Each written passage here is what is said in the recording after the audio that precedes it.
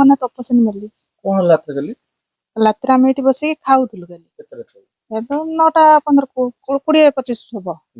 ଆଉ ଏମିତି ଆସିଲେ ଆଗେ 2 ଜଣ ଆସିଲେ ଦୁର୍ବୃତ୍ତ ଆସିକି ଏମିତି ଆମକୁ ଯେମିତି ଆମେ ଯେମିତି ଉଠେଇ ଅନେଇଲୁ ଯେମିତି ଯିବା ପାଇଁ ଚେଷ୍ଟା କଲୁ, ସେଠୁ ବନ୍ଧୁକ ଲଗେଇଲେ। ତାପରେ ଆହୁରି 4-5 ଜଣ ପଛରେ ଆସିକି ଛୁରୀ ବନ୍ଧୁକ ସବୁ ନେଇକି ଆସିକି ପୁଅକୁ ଲଗେଇଥିଲେ, ତା ତଣ୍ଟିରେ ଛୁରୀ ଲଗେଇଥିଲେ। ଆମକୁ ସିଏ ମୋ ସ୍ୱାମୀ ଯିଏ ଖସିକି ଯିବା ପାଇଁ ଚେଷ୍ଟା କଲା ବେଳକୁ ତାଙ୍କୁ ଧନେଇକି ତାଙ୍କ ମୁଣ୍ଡରେ ରିଭଲଭର ଲଗେଇଥିଲେ।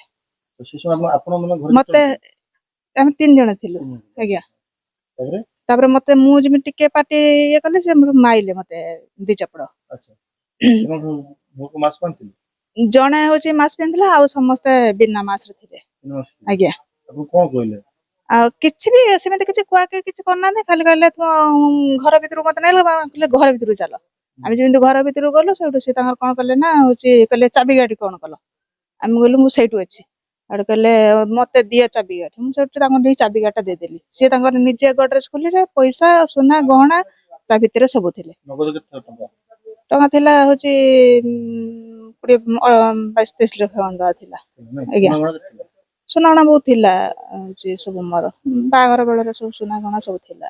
40 ଲକ୍ଷ ଟଙ୍କା ହେଇଯିବ ଆଜ୍ଞା।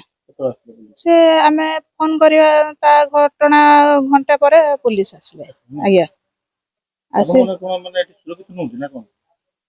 ସୁରକ୍ଷିତ ଆଉ ଖରା ଦିନ ଆମେ ଏଠି ଯୋଉ ବସିକି ଖାଉଛୁ, ଆଉ ସେମିତି ତ ଆଉ କୋଉଠି ବା ଆଉ ସୁରକ୍ଷିତ ଆଜ୍ଞା।